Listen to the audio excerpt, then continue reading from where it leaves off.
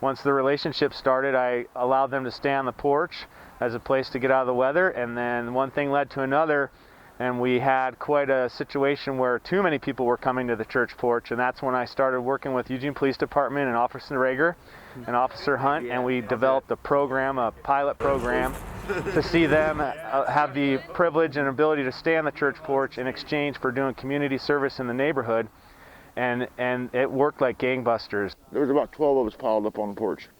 I was there for probably at least 17 years on and off on that porch, close to 20 years. He was fine with it as long as I was respectful to the church property and to the people around the neighborhood. And the pastor had to come and do damage control.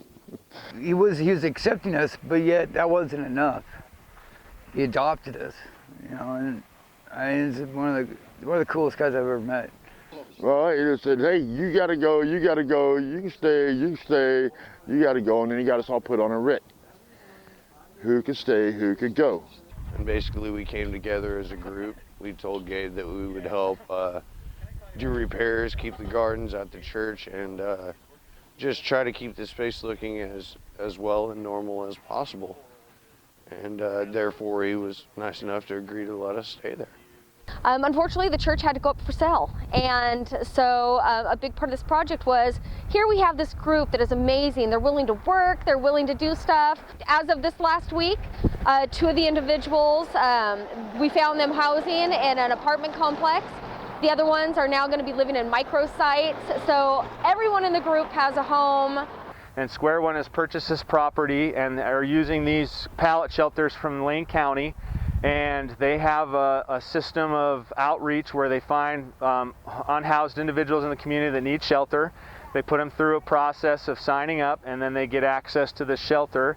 And then another great part of their program is that they get access to a housing navigator who helps them create housing goals, so that this is just another step in their story. That's what you're doing now? Yeah, supposed to be building the small miniature houses for other houseless individuals. And then we get to build one for ourselves. And that's why I like that, you know. I want to build like 5 or 6 of them before I get one for myself.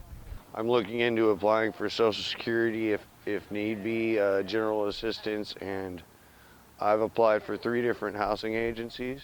And although those processes take a while, with this organization, at least I'll be able to stay in this small pallet structure indefinitely up until I would be able to get my own place in my own apartment and have definite, stable, and permanent housing.